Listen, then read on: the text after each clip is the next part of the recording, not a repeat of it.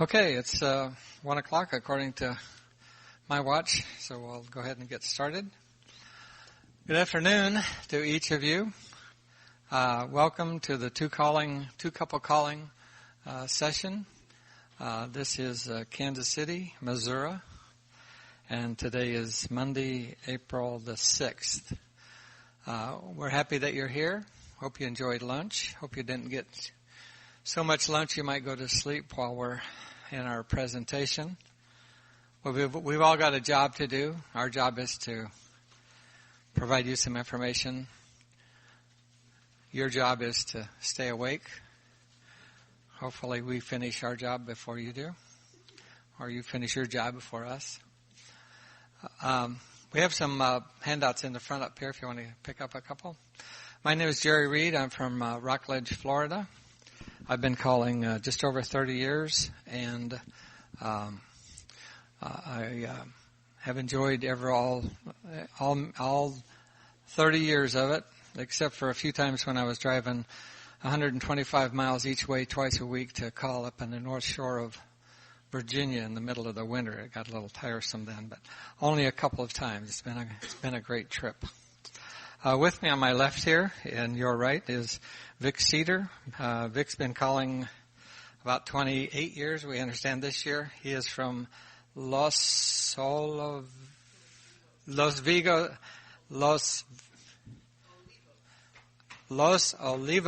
California. It is near Solvang and Santa Barbara. Good. And I sent for Vic. Vic is a very well-established and well-qualified caller. He does call into the challenge programs, and also I understand you're getting into some new dancers this year. Is there? No, okay. Okay. And also Vic has a fantastic website that lists not only a wealth of information, but also a caller database as well. So please do visit Vic's website. The draft that I saw of this had your website addresses in there. It's in the very end, so please to take a gander at those. We have a couple of handouts up here for I'll go ahead and get the thing started, talk for a little bit, and then turn it over to Vic. We may or may not slide the chairs back and do some show and tell, perhaps. The name of the session is Two Couple Calling, and we use for information purposes. Before we get started, how many of you do use two couple calling at least on a periodic basis? Okay, so almost everybody. There are various reasons to use two couple calling. I've listed a couple here to help with teaching as a programming technique, and Vic has listed a couple more, and the last one that he's listed there to strengthen the dancer's APD capability is in fact very important. And I have actually found that with two couple calling and two couple dancing, that the dancers seem to be able to perform very well some of those extended applications, which, when they're in a full square, seem to cause them a little more trouble. And I've tried to figure out why that is. I'm always interested in things like that, and I believe, I don't know for sure, my personal opinion is because it's a smaller set of people, they don't have to worry about where those other people are and what they're going to be doing with that. So I don't know that there's certainly no scientific information about that. I've made a list here of the basic mainstream program, and the plus program, which in my first go through, I indicated that these are the calls which cannot be done by two couples.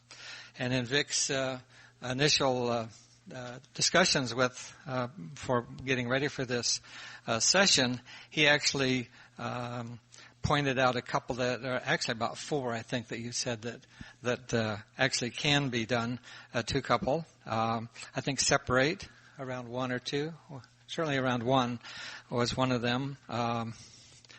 Split. Do I have split? I got, well, I can't remember. Do you remember the others that you had pointed out?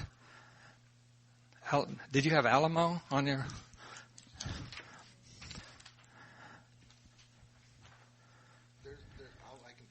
Okay, yeah. Vic will get to his.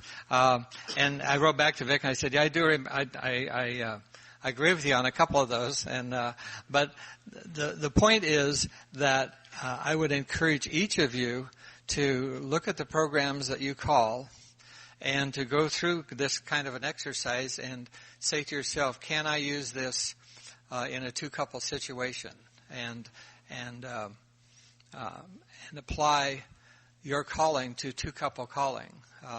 As we are practicing some of the sight calling techniques, 2-couple calling is extremely useful because you only have the 4 people to keep track of, and you can dance them until they're back in their footprints, and you know that everything is as it should be.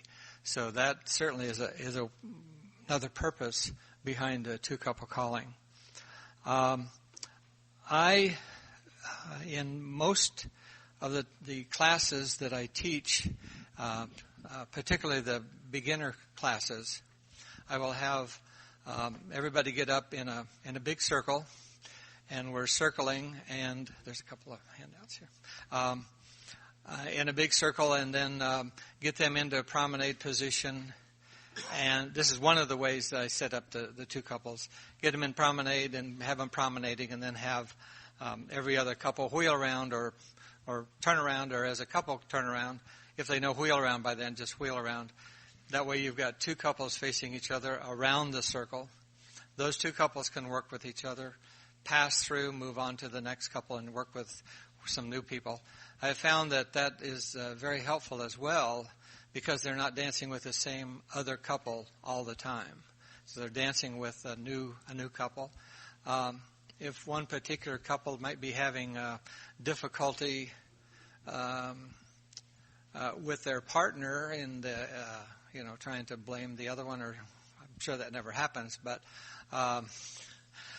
if there's something like that, a ladies chain, and then pass through to the next people, and then you got all new people to work with. I don't leave them like that very, very long, though.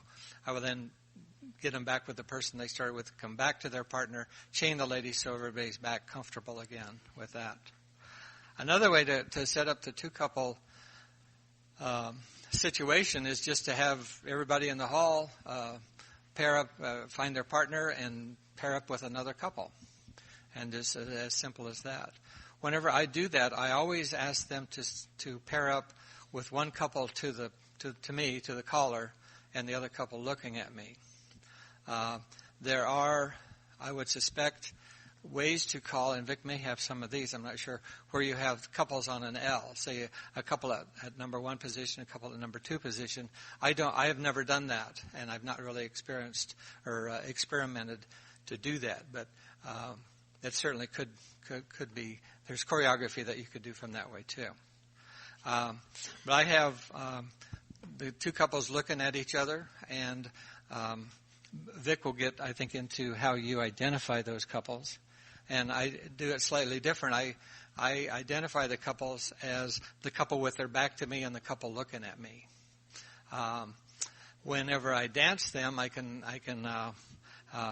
get them to pass through, and then have the couple that's looking at me do a partner trade or a U-turn back, or the couple that's looking at the back wall to partner trade or U-turn back, to get the 2 couples back to back, and then do zooms or centers in or some of those kind of calls.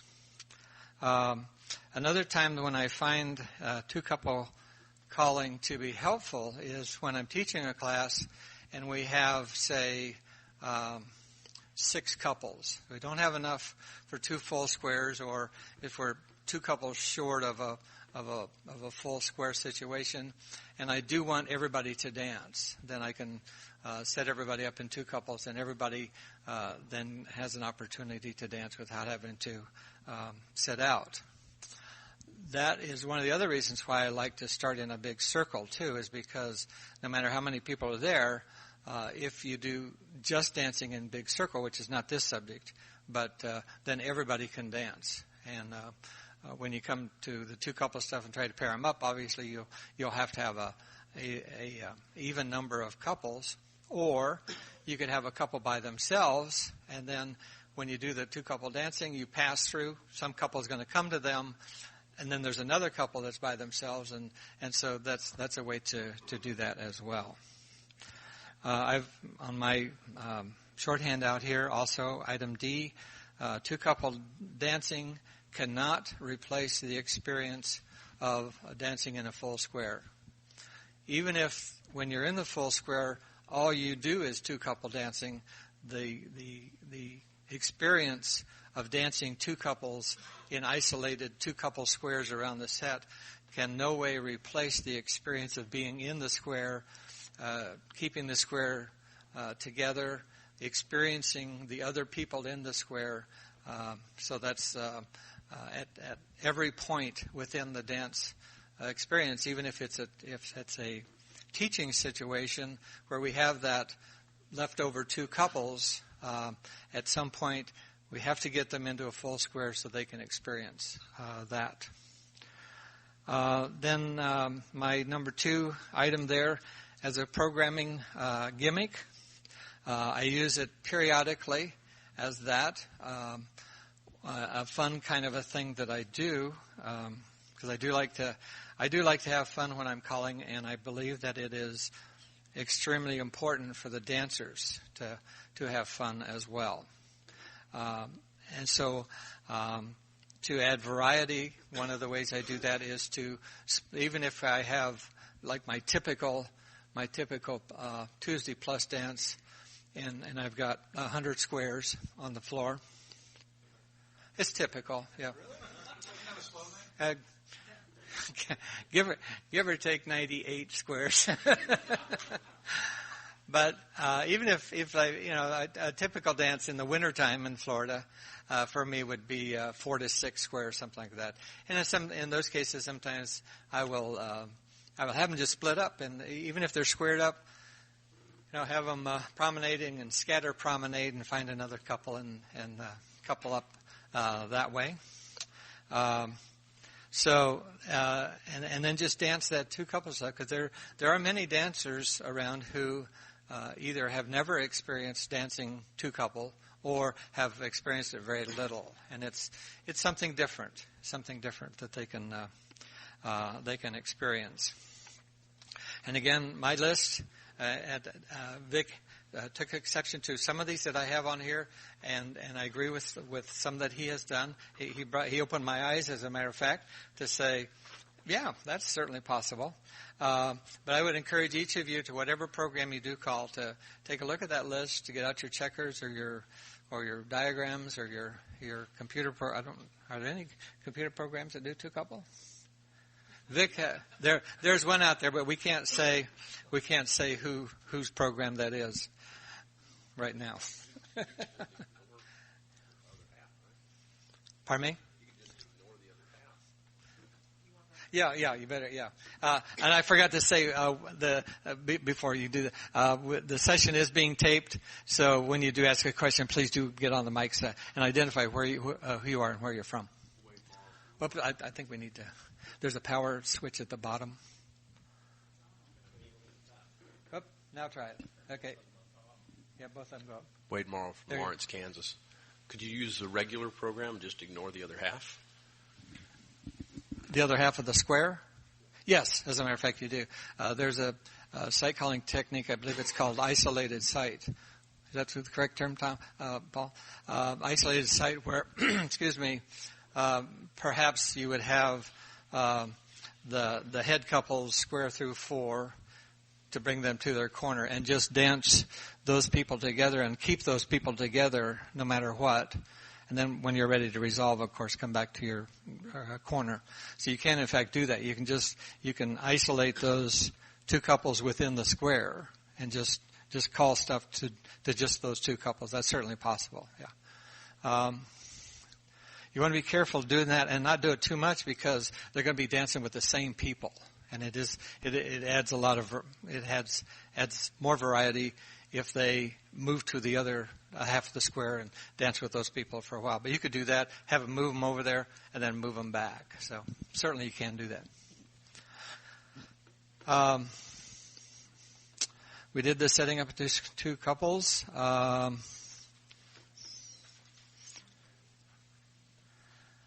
Okay. And my conclusions there is important, I believe. As with any gimmick calling, if you're doing it as a programming gimmick or a programming interest thing, anytime you're doing that, using the two couples for that purpose, this would probably not apply to a teaching situation. Where the teaching situation, I believe it's important to have every new dancer dancing all the time. And I digress back to the teaching, but in two couples, everybody's dancing. And if you're in a square and you have the heads square through four, or the head ladies chain, or the heads pass the ocean and recycle, or any of those things that involve just the heads or just the sides, then the other half of the square is just standing there watching. So the two couple stuff helps that as well. But as I say, for a gimmick situation or any other non-standard calling, keep it. My theory is to keep it simple, keep it fun. If you get them in odd situations, get them out of that odd situation as quickly as you can. Sometimes I get myself into odd situations, and I look out and I say, how did I get here, and how do I get out? And I usually have that happen when I'm calling to very, very good dancers, and I'm calling stuff and they're just breezing right through it. But anyway, my theory always is, don't leave them there very long. Get back to standard, feel good choreography. I'm talking here about in a general sense. There are certainly groups that thrive on the challenge of the choreography, and if they're not challenged, if they dance smoothly the whole evening and they're successful the whole evening, they go home feeling bad. That's a small set of dancers, but they are out there. Thankfully, the dancers that I call for don't have to worry about that, because they make mistakes, but more importantly, or just as importantly, I make mistakes. And even, it's not kind of off topic here, but even if they do make a mistake, I will very often take the credit for that mistake. And especially with new dancers, because they're kind of tender. They're not kind of tender. They are very tender and very important people. And the more comfortable we can make them, and a dance situation, I believe the better off we will be.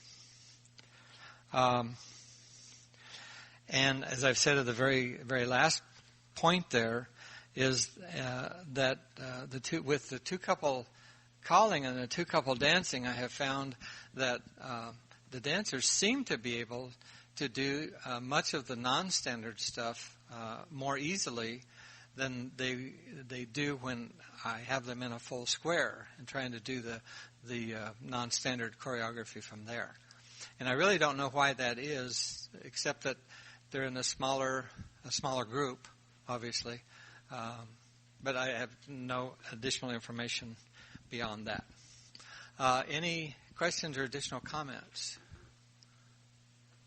Yes, Paul. Oh, and Debbie's agreed to run the microphone. Whoops.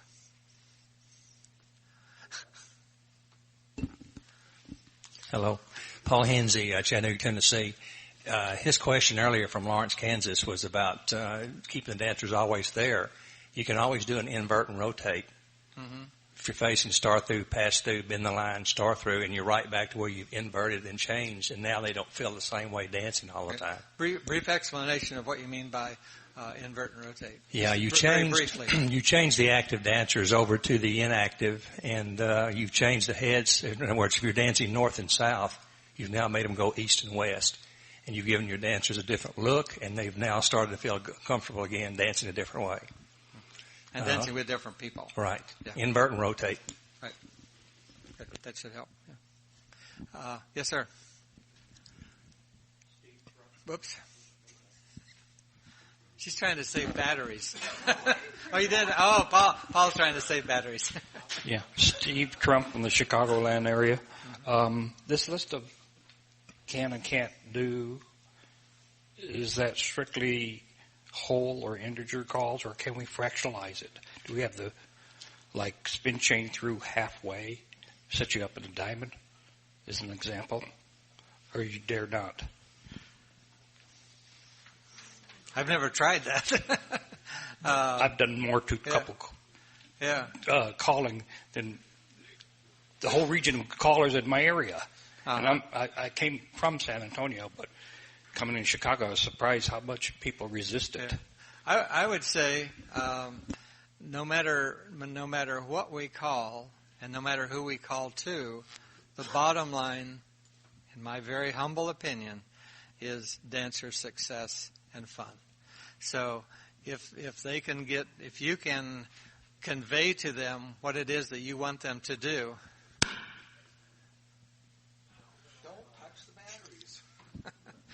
You need to turn the other button, I think. There's two buttons. One of them cracks and one of them doesn't. But as I was saying, the bottom line, in my humble opinion, is the dancer's success and dancer fun. And if we can convey to them what it is that we want them to do, and then we can get them to do it, more power to us. I have found that, I fall back many times on some advice that I got from Bill Peters in many of the color schools that he had done. As a note of interest, which you're probably not too interested in, but you're here, so you're going to have to hear it. I attended a calling school after I'd been calling about 3 or 4 years, and it was with Bill Peters and Jim Mayo. Their philosophy on choreography is about as divergent as you can get. Jim is smooth and easy, and Bill Peters was challenged.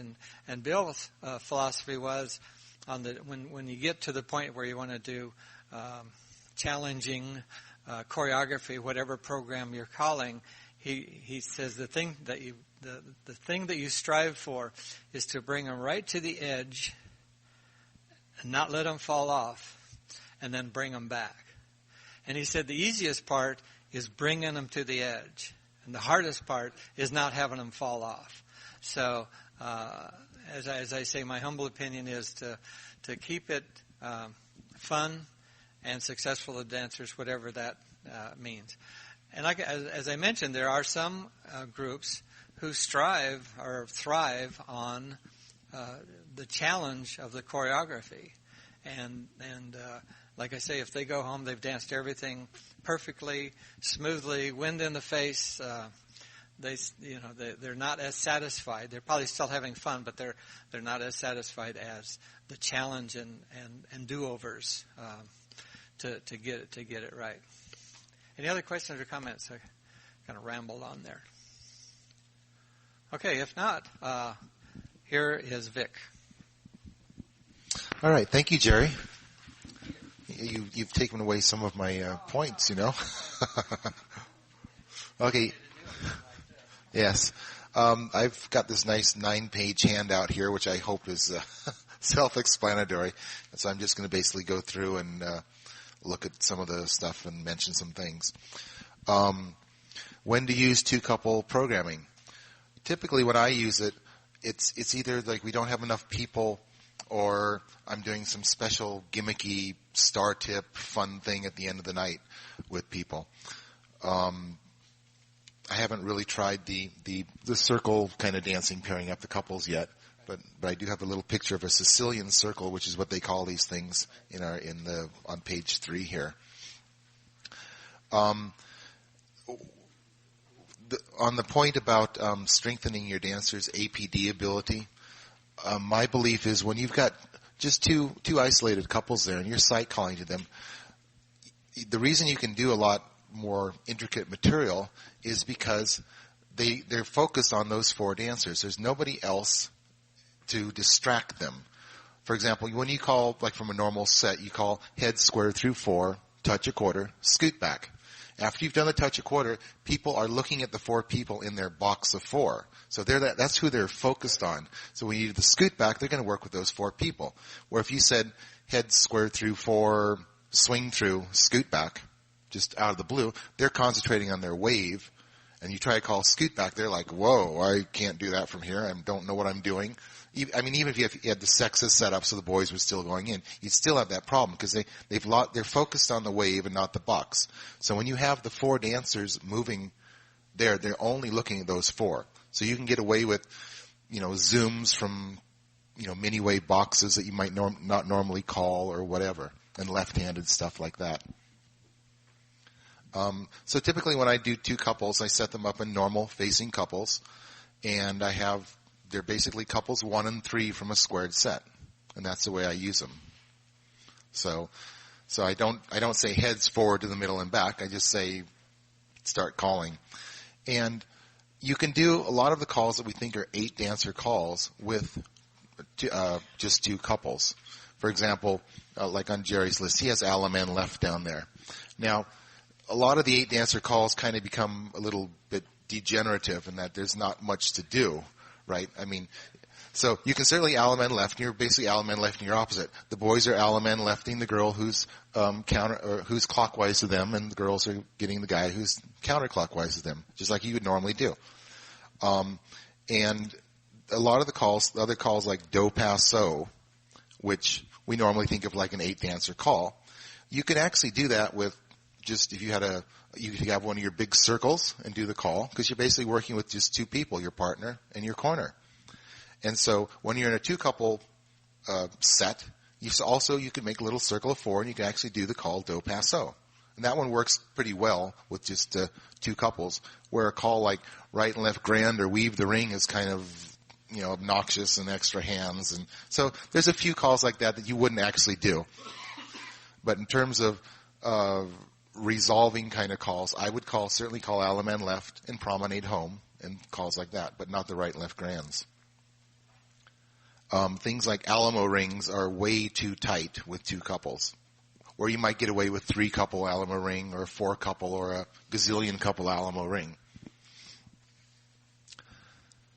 Let's see.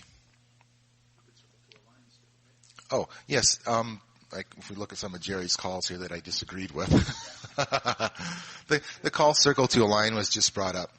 Now, that's certainly a 4-dancer call because you only need 4 dancers to do it. But you need a reference point, or you need to specify who is going to break. And if you're calling to 2 couples, you could certainly say circle up 4 and then say the number 1 man break to align. And if you're just calling to the 2 couples, it doesn't matter how far they circle, because you're still going to get a line of 4, and then you call whatever, bend the line, slide through Alaman left or something. And so it doesn't matter if some of the sets get turned to extra quarter or something. Yeah. So I'm on page 2 of my handout here. Sight calling to 2-couple sets. With 2 couples, even if you're not a sight caller, it's much easier trying to become a sight caller with just 2 couples, because all you have to do is basically call to them, right and left through, veer left, wheel and deal, and look, we're home. I mean, you're just there maneuvering those 2 couples. It's isolated sight, basically. And when you do that, all you have to do is keep calling, keep them dancing to the music, the rhythm, whatever, and all you have to do is recognize when they are home. So that's all you would have to do for that. And then you could use your newly found skills with a chicken plucker sort of routine, where you have the head square through 4. Everybody's looking at their corner. You have 2 little boxes of 4. You call a bunch of calls, right and left through, veer left, wheel and deal. and you're back looking at them again. At that point, you could call All Men Left, or you could call a pass-through trade-by, put them on with the next couple somewhere. Do a few calls, put them right back to where they were after you did the pass-through trade-by. Call another pass-through trade-by. They're all looking at their corner again. You do some more isolated two-couple calls there. All Men Left, promenade home.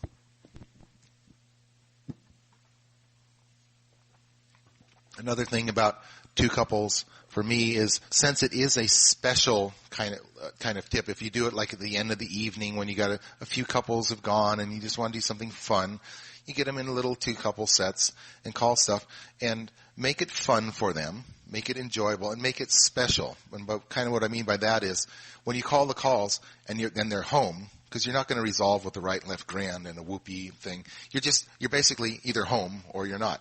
And so when you're home, say, "You're home," or say, "Clap, clap, clap," or, "Whoa, you're there." And they go, "Wow, how do you do that?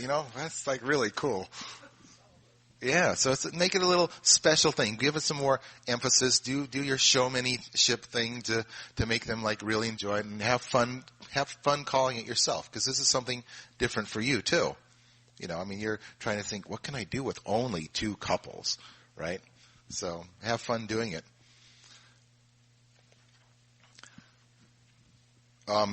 As Jerry mentioned, you can also mix the dancers around. Like when he had the Sicilian circle, when they're all facing each other, you do a few calls to them, you pass through, move on to the next, play with some other people, eventually go back, whatever, that kind of stuff. You can actually do that if you've got just isolated two couple squares all over the place. Just call a scatter promenade. They're walking around, go find a new couple, circle up 4, do whatever you want, do a few more calls, do another scatter promenade, and get them moving around again. And also keep them away from, if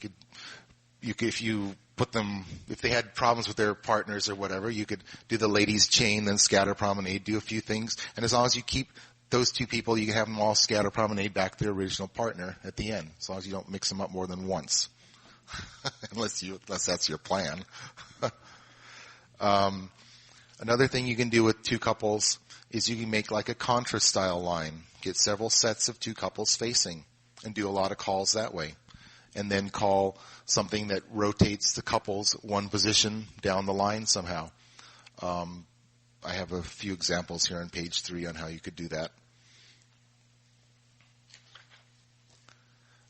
Certainly with two couples, there's, in some sense, if you don't want to do too much of it, because it could get boring or just, you need to have those 8 dancers for a normal square to do a lot of stuff. But one thing that I found when I call two couple material is I call a lot of asymmetrics to them.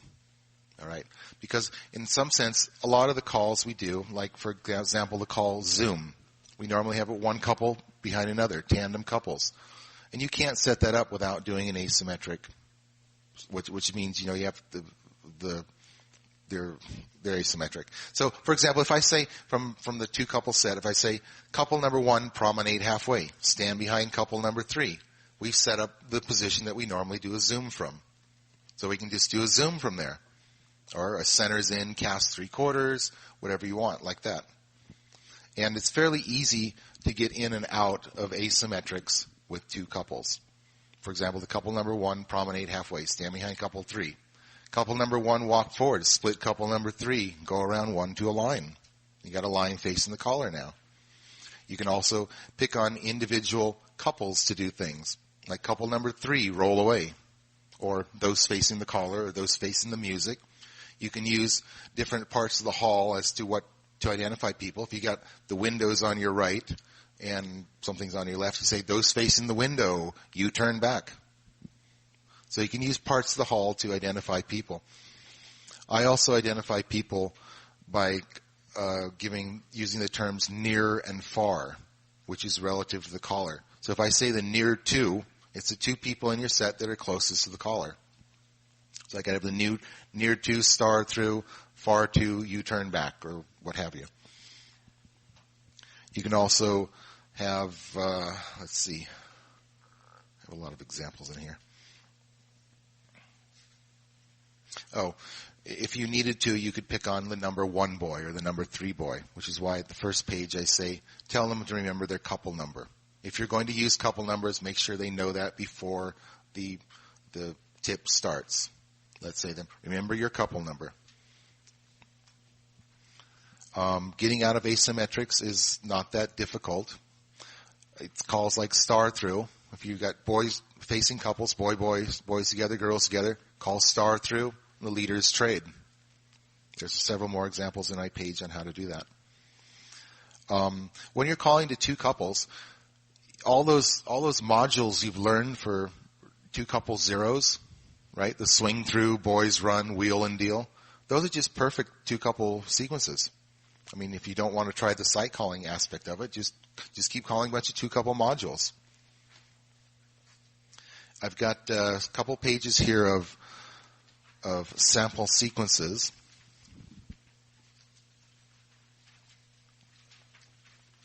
The first page is for symmetric two couple sequences. And there's a lot of things in there. Some are nice, normal material, and some of them are a little more APD-ish.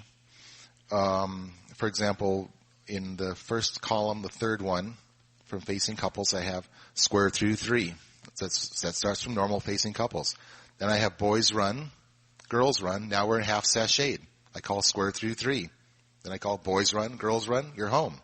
So in that case, you can exercise some of the positions half sashayed by a quick little sequence like that. Before you call any of these sequences, you might want to push checkers through and make sure there's nothing unexpected for you in there. Then the next page has some asymmetric ideas with, couple number 1 half sachet, or couple number 3 U-turn back, couple 1 promenade halfway, things like that. Now, in terms of resolving, if you're not a great sight caller, I found out there's a few calls that are very helpful in resolving with two couples. Those are calls like right and left through, flutter wheel, reverse flutter wheel, ladies chain, and star through. Most of those calls go and chain the ladies or the men or turn you a bit. Or sweep a quarter will also do that.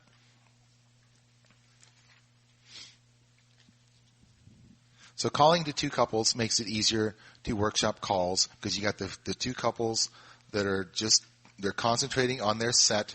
They don't have to worry about anybody else. When you call something like the scoot back, they're just looking at the 4 people in their box 4. Their focus is never changing to any other set. I've never called a singing call to two couples because I don't know.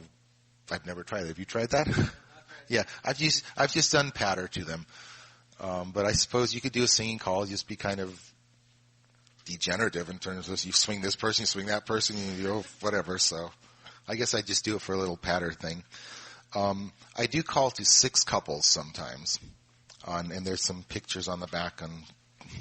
I'm kind of crazy in some of the things I've tried, but I do call 6 couple singing calls. So that's fun. One pitfall that I've had with that can easily happen with two couples is the overflow pitfall. I mean, you can make things too smooth, and basically when your normal 8 dancer square, you've got kind of a wide square. When you've got a nice smaller setup, when you're turning, your little turning radius is much smaller. So things like cast off 3/4, wheel and deal, sweep a quarter, touch a quarter, scoot back again. You could screw the dancers into the ground real easily because they're just working around a little tiny point. Where when you've got a big square, even if you have the ends circulate 3 or 4 times around the outside, they're not feeling like they're being, screwed into the ground there. So be careful with your calls there, and call calls that break things up like swing through or spin the top, where you turn by the right, you turn by the left, and vice versa. I'm just going to let you look at the pictures on the back here for other things I've actually tried to use. Oh, on the last page, I have a link to our website, so I'm going to put in a little shameless plug here. We have a choreography database on our website where people can upload your choreography. You can download choreography from other people. And I've added a section for two couple material up there. And there's also a section for facing couples zeros, which can all be used with two couple choreo. Hope that wasn't too fast of a presentation for you. Are there any questions, comments?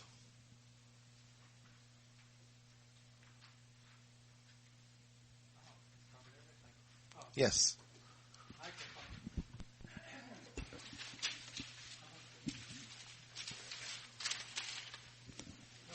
Sometimes I found that two-couple dancing is an exceptionally good tool when I run into situations. Mike Turner, Wichita, Kansas. Sorry. When I don't want people to get behind, and yet maybe they've missed class. I do have a basement with a nice floor, and so therefore, I feel I'm kind of obligated sometimes to take an extra night if I've got it to catch those people up. And two-couple dancing is an excellent way of doing it. So I just thought I'd bring that point out. Well, actually, along those lines, we've signed our daughter up for the National Convention in Long Beach, and all she's done so far is done a few, one-night stand kind of stuffs with us. And we're planning on actually next weekend. We've got a free weekend. We're going to get another couple, and we're going to teach her most of the mainstream calls on a kind of a blitz thing for the weekend. And because we can do 80, 90%, we can do a lot of mainstream calls just with two couples. There's something I could add. Steve Trump, no relation. There's one point I think I either overlooked or is probably missing is reaction time. Two-couple dancing really shortened the reaction time of the dancers in that learning mode. And I think, again, that's part of the thing because they've only got those two couples to look at. So you can practice the calls in rapid succession and get them going. Lynn Nelson, Kansas City. I think we probably need to concentrate on smooth dancing as well because we're used to watching all 8, but you don't want to lose that aspect of the joy of the dance either. If it gets kind of jerky, it's not fun anymore. Well, certainly jerky dancing at any level is not fun. We dance a lot of different levels, and any level can be stop and go, jerky, or it can be smooth, flowing to the beat of the music. As Vic mentioned, though, with two couples, it's very, very easy to get into an overflow situation because you cannot move the people over to the other side of the square. So it's easy to, and as Vic said, the turning radius is very, very small because you only got those two couples. So some of the stuff that's smooth within a four couple situation can turn into overflow very easily, and we want to be careful of that too. Dick Henschel, California. Just a comment for people who are doing this for the first time. Because of the fact, if you're doing your two couple where you're just dancing, you're going with the flow and dancing, not stopping and going, you got to be careful about not keeping your tips very long because unlike a regular square where people do have an opportunity to stop and rest, when you're two couple dancing, everybody's on the go all the time. So you got to really keep track of your time frame. Good point.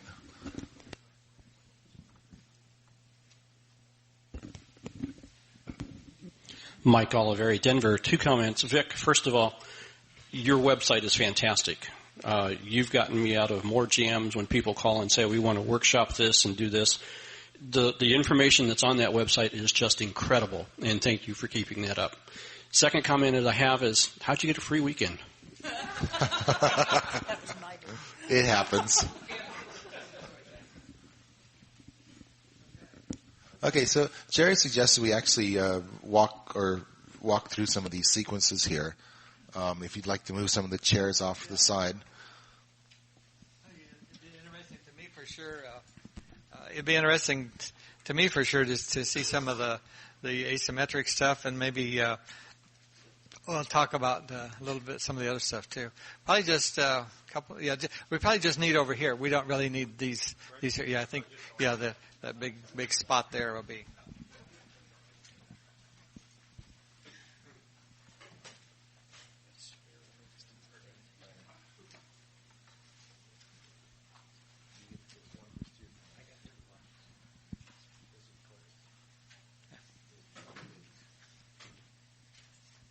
All right, so we'll need a square up there, and a square that has two couples in it.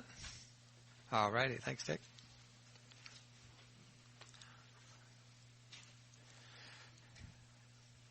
I'll just do one real quick thing here that's pretty well related. And then I'll ask Vic to go through some of his asymmetric stuff here. But just on a side note, more of a teaching tool than two couple, but I do this in two couple dancing. When I'm getting ready to teach Load the Boat, I have everybody set up in two couple squares, and then from here I have everybody pass through and do a U-turn back. And then I tell them that they are in a line of four, and that there's another person on the right side of each boy and on the left side of each girl. And then from here I say we're going to learn the centers part of Load the Boat, and we know what that is. And so I ask them, before you do this though, let me finish the whole thing. I ask them to pass through, but I say just barely pass through. So from here, pass through, but just barely pass through. Turn your back on your partner. Now there's a new partner beside you. And if you want to, you can kind of reach out and touch that hand. You don't have to, but it's nice to. And do your partner trade, and then pass through. And you've done the four parts of the centers part of Load the Boat. So again, do a U-turn back. And then from here I say again, pass through, but just barely pass through. Turn your back on your partner, partner trade, and pass through. And you're done. And from here, just do a partner trade. You'll be back in regular. And I do. Hey, hooray! Hey! It's the first time I've resolved a square in over a year. Yeah, that's it. Just the good dancers. But anyway, that's just a side note on the way that I teach the centers part of Load the Boat. And initially very slowly, and then speed it up until they're at dance speed. But here's Vic. Well, that's the way we teach some other calls, like grand square. We usually have just the heads do it, just the sides do it. This is just the centers. So it's certainly a useful teaching tool. Let's see. So let's have couple number 1, promenade half. Stand behind couple number 3. This is an easy setup into an asymmetric setup here. All right. Here's a call. I'm gonna say centers in, but you don't have ends and centers here. So it's really trailers in. So put trailers in and cast off 3/4. So sometimes when I'm sight calling to two couples, I will say a different word like trailers in instead of centers in. Star through. Zoom. Leaders trade. You're home. Cool. That was a quick asymmetric there. Let's have couple number 3 roll away. Walk forward. Split couple number 1. Go around 1, make a line. Bend the line. Star through. Leaders trade. You're home. Clap, clap, clap. So you can do that kind of stuff. Let me do a couple of the ones that are on the paper here. Swing through. Spin the top. The nearest boy run around 3. Okay? Now, that's actually not quite what I wanted, but that works. What I actually wanted, well, let me back up. Nearest boy run back around 3. Okay. What was actually, I probably shouldn't say this, but yes, what you actually did was what I wanted. But sometimes when I do this, what the dancers will actually do instead is you'll run right around 1. Go ahead, boy, run right around 1. Then left around the next. And then around the other person for the 3. And look at that, it puts you in the same spot.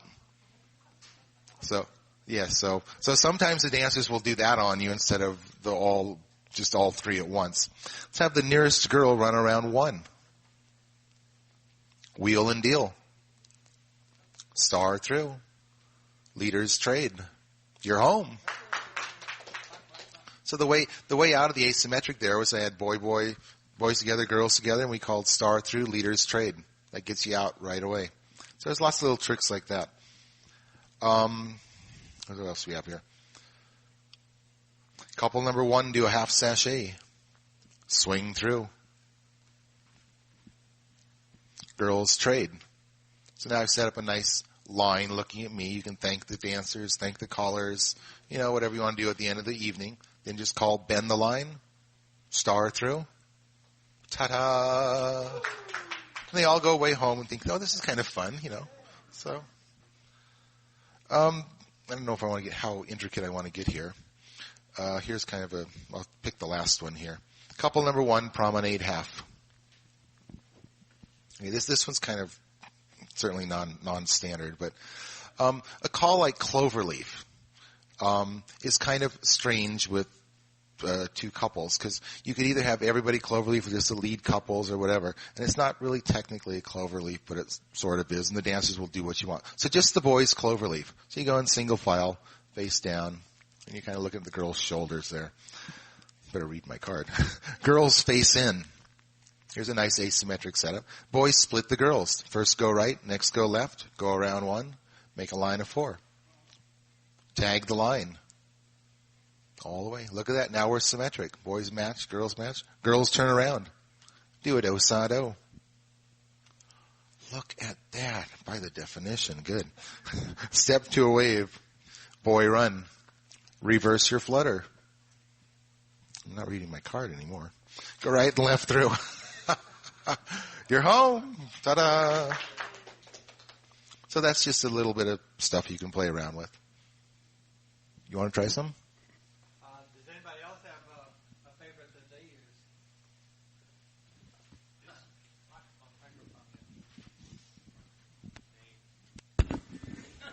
use? Steve Trump from Chicagoland. It may be bending the rules. I haven't really looked at the, what do you call it, technical specs on a couple of calls I like to use. And one of them I mentioned earlier, this is a compliment. They say 8 chain through can't be done, but basically, the way it's taught, I've seen most classes that if you're facing out, you courtesy turn. If you're facing someone, you pull by. So 8 chain 2 and touch a quarter. Sets up in this box. Walk and dodge. Partner hinge, or is that allowable plus? Mainstream. Recycle. Pass through. And partner trade. You're home. And what was the? Oh yeah, spin chain through. Half right, left 3/4 halfway. That's it. Diamonds. You got your diamond facing diamond circulate. Pardon me? Then what? They're expecting a spin the top. Yeah. Dancers were programmed to do a spin the top, because that's what we always do from there.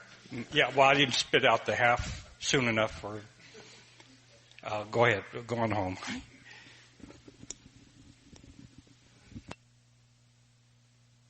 Alrighty, that kind of brings up a point. The 8 chain through thing. Sometimes you can make one of these 8 dancer calls from one of these setups. For example, touch a quarter, scoot back. Now the girls stand pat and the boys run right. Girls don't move. Okay. Now from here, I can call a Ferris wheel. All dancers will do exactly what you need to do, even though you don't have 8 dancers. Do a Ferris wheel. Star through. You're home. Clap, clap, clap. Anybody else? Any favorites you have? Anybody want to try? Anybody who's not a sight caller want to try and see if you can resolve them?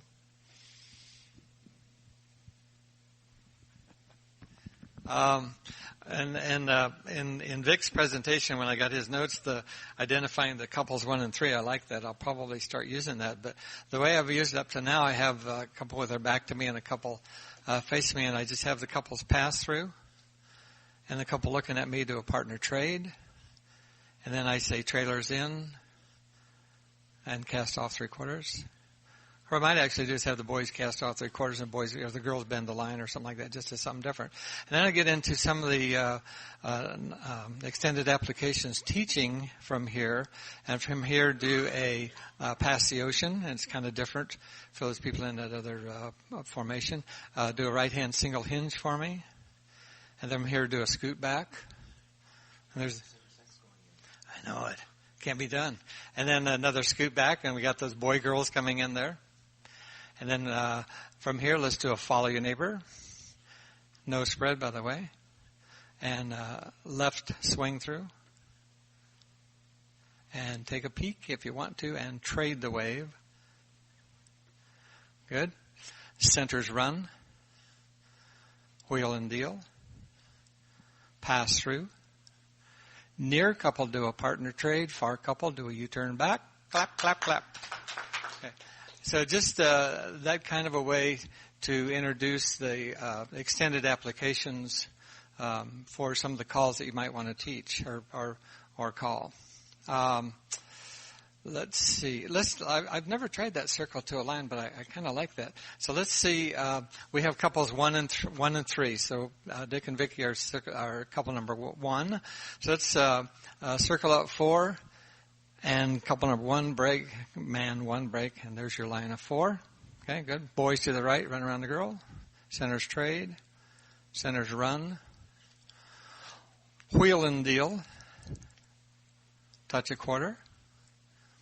Let's do our scoop back from here, and there's that boy-girl coming in there again. Right hand single hinge, fan the top. Ooh. Centers run, single hinge. Sure, why not? Boy run around the girl. Far couple do a partner trade. You're home. All right. Let's pass through if you would for me, please. And the far couple do a partner trade. And let's have trailers in. Boys cast off, girls bend the line. And pass the ocean here. And the centers trade. And the centers run. New centers right hand single hinge. And when I'm getting to diamonds, and I want, where we get to diamonds, and we always have the girls at the points of the diamond when we cut or flip. So let's do a diamond circulate from here. Now we got a boy girl at the point out there, so I would remind them that the points are just going to flip around or turn around and then slide into the center of that diamond as the centers of the diamond are going to do a diamond circulate. Everybody flip the diamond. And then let's centers trade, swing through, centers run again, new centers hinge. The points aren't moving just yet. Do your diamond circulate. And then from here, cut the diamond so we know the points slide together and trade. And now do a wheel and deal. And from here we know that if we star through, we're going to be boy-girl normal couples. That has to happen whenever we do that. But before we do that, let's actually do a star through for me, please. And the lead couple do a partner trade. Touch a quarter. I can get into this. Right hand single hinge. Centers trade. Far boy, run to the right. You two people as a couple run to the right around one person. So they got to slide way apart. Good. From here, the near couple bend the line. The other people cast off 3/4. Good. The far boy do a U-turn back. Y'all pass the ocean. Y'all. That's a Florida call. We're trying to get it nationwide. We haven't made it yet. Centers run. Centers trade. Bend the line. You are not home. I'll pass through. Partner trade. And you're home. So, okay. Anybody else? A brief thought?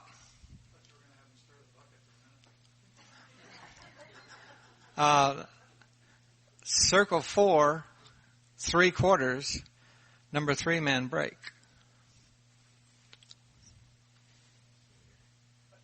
Did you duck under like that? Oh. Yeah, that's right. Do a bend the line and lead to the right and a partner trade. You're home. You stirred the bucket. That's it. Singing call, yeah. So let's do this. Why don't you join hands, circle to the left, do a do paso, partner by the left, corner by the right, partner by the left, courtesy turn. You're home. Yeah, so you can do an 8-dancer called Do Paso because it's just a little group of 4 thing.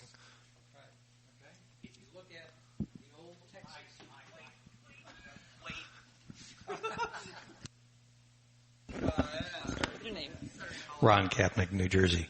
If you look at the old traditional groups, the original Texas do-si-do was that. And that's how it became the do paso, because it was done in Texas like that. And the folks up north said, that's not a do-si-do.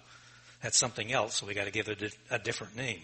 But they would start them doing that and let them continue to go, and they would sing. And they was right and left and right and left and right and left and right and left.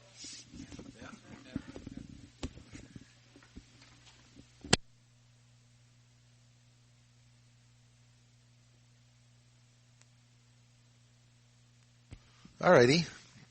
How much time do we have? About 10 minutes, but yeah, so we can. Anybody? I'm sure a lot of the other folks that had their hand up are doing some 2-couple calling. Well, let me ask this: when you y'all want to sit down and rest, I guess, or we might get you up in a little bit. For those that do use 2-couple calling, when you do that. Do you use strictly symmetric choreography? Hands up. Strictly symmetric. Okay? And so those that use 2-couple calling and use only, I shouldn't say only. For those, any that use only asymmetric now. Any of those that do use asymmetric calling. Okay. And anybody that does not know the difference? Okay, that's good. That's fantastic. As you saw here, it's the symmetric choreography is very easy. You know, it's the right and left throughs, the pass the ocean, swing throughs, spin the tops, those kind of things that we would normally call in a 4-couple or 4-couple square on a routine basis. And the asymmetric stuff certainly can be called in a 4-couple situation. However, you want to ensure that you know exactly what's going to happen to the square when you start to use asymmetric choreography within a 4-couple square. Here, as Vic had pointed out, with 2-couple calling, it is very easy to resolve, to resolve as well, but to normalize the square when you're working with just those 2 couples.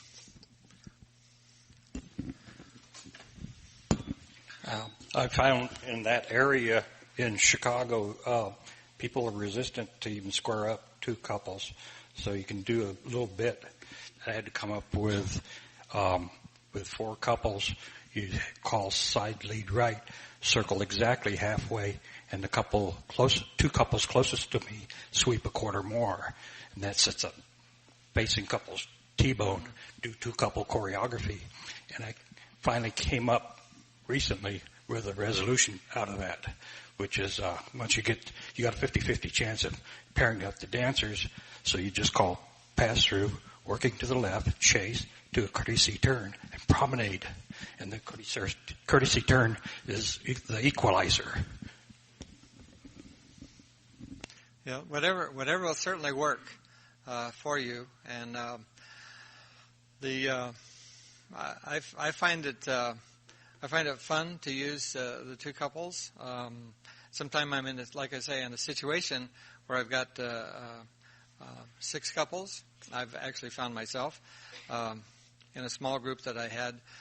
Actually, I had 2 couples, and we were starting a class when I was calling for a small C1 group, and just it was. I wanted them to dance.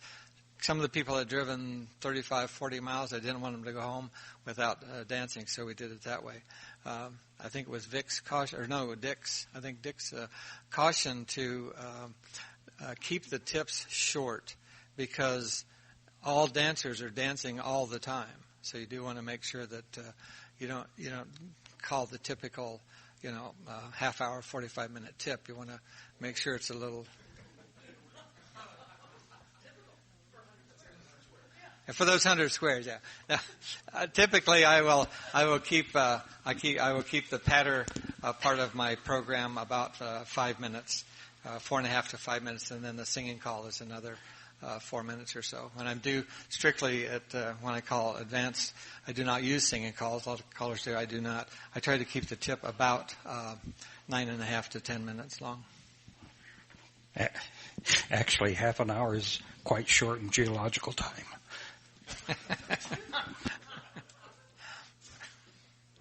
I can't argue with that. All right. Any other questions or comments or anything at all? Vic, any closing remarks? Well, just make sure the dancers have fun doing it. Keep it doable. They should go home or, usually I use this as an ending tip or something. They should go home thinking that was a cool thing to do. That was fun. Let's do that again sometime. If they think, well, I don't want to do this again, that's not what you want. Mike Turner, Wichita, Kansas again.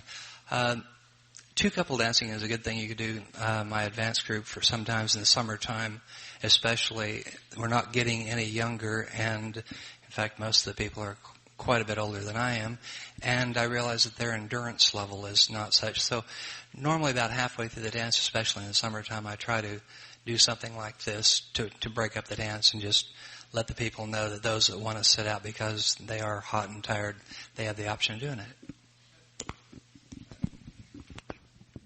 That's a very good point. Once again, we want to thank you. Nice hand to Debbie for helping us out with the microphone. She did very good, except when she was trying to save the battery. We do want to thank you so much for attending. We hope you had a good time. We hope that you learned a little bit. In your critique sheet, you want to make sure that you mark two couple calling as the best session of the program. But once again, thanks so much for a nice hand for Vic. And I will let you know that he we drafted him like at the last minute, so we appreciate the extra effort that he had to take to get here. Thank you very much for being, and I hope enjoy the rest of the convention. Thank you.